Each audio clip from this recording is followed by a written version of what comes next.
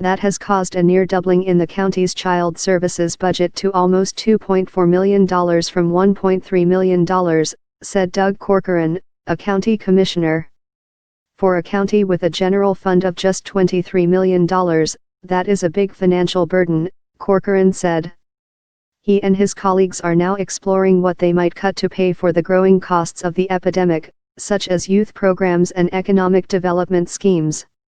There's very little discretionary spending in our budget to cut. It's really tough, Corcoran said. The interviews and data provide one of the first glimpses into the financial impact on local governments, but it is far from complete because there is no central database collating information from counties and states. So, the true scale is still mostly hidden from view.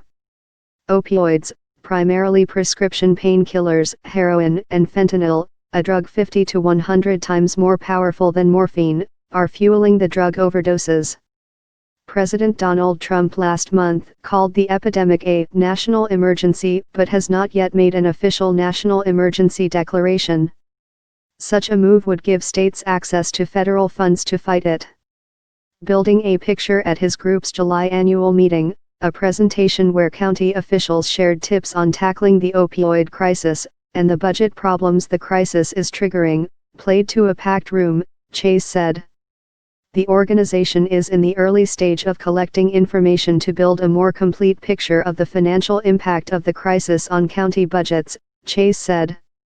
Its county seat, the borough of Indiana, is home to a modern college campus and a main street lined by restaurants and American flags.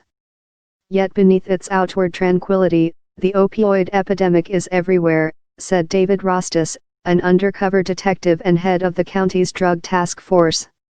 On a recent ride-along in Rostis' car, he points to a building where a doctor used to sell opioid prescriptions for sex, a large, affluent home where a teenager died of an overdose, a trail where a drug-related killing recently occurred, and the local gas station where a woman recently overdosed and died in her car while people passed by. In 2016, the county's drug overdose death rate was 50.6 deaths per 100,000, compared to the state average of 36.5.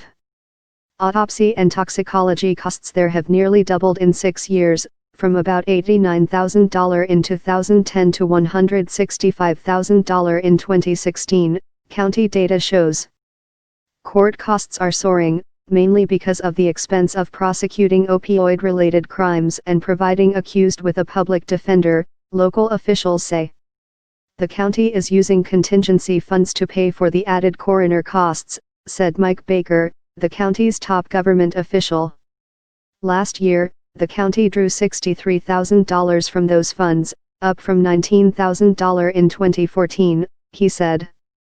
In 2014, the county saw 10 drug-related deaths. In 2016, the number had grown to 53. In Mercer County, West Virginia, 300 miles, 483 kilometers, to the south of Indiana County, opioid-related jail costs are carving into the small annual budget of $12 million for the community of 62,000 people. The county's jail expenses are on course to increase by $100,000 this year, compared to 2015. The county pays $1 per inmate per day to the jail, and this year the jail is on course to have over 2,000 more inmate days compared to 2015, according to county data. At least 90% of those extra jail costs are opioid-related, said Greg Puckett, a county commissioner who sits on a national county opioid task force. We spend more in 1 month on our jail bill than we spend per month on economic development, our health department and our emergency services combined. West Virginia has been on the front line of the opioid crisis. In 2015, the state led the nation in drug overdose death rates for the third consecutive year. Preliminary numbers for 2016 recorded 883 drug overdose deaths, with 755 involving at least one opioid, up from 629 total deaths in 2014. Autopsies Inc. Few know the opioid crisis like the father-son duo Sidney and Curtis Goldblatt.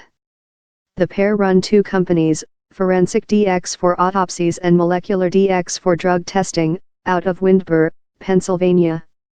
Together they conduct autopsies for 10 Pennsylvania counties, including Indiana, charging between $2,000 and $3,000 per body.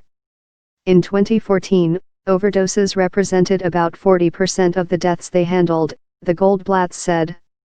Last year, that shot up to 62%.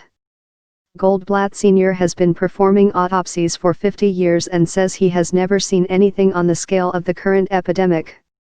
When he started, a drug overdose was rare. The pair opened Forensic DX in 2014 with a staff of 3, serving only 3 counties. That's grown to 7 staff and 10 counties, mainly to meet demand from drug-related deaths, the Goldblatts said. Indiana County's ambulance service is also under financial stress because of the opioid crisis. The county's primary ambulance provider, Citizens Ambulance Service, has lost more than $100,000 since 2016 alone on opioid calls, said Randy Thomas, Director of Operations. The nonprofit is reimbursed only if an opioid overdose patient is transported to the hospital. It doesn't get paid for successfully treating people who have overdosed but then refuse to go to the hospital, Thomas said. People brought back from the brink of death after a dose of the life-saving drug naloxone, also known as Narcan, often awake angry and combative and refuse hospitalization, Thomas said. This has introduced an entirely different metric, an entirely different level of unpredictability in budgeting, he said. For all the budget problems Baker faces because of the crisis, the human toll is what distresses him most. Last fall, Baker's nephew died of a fentanyl overdose. He was 23. Talking about his nephew's death, Baker pauses to collect his thoughts. It is a most painful and difficult experience, and I wouldn't wish it on anyone in the world, he said.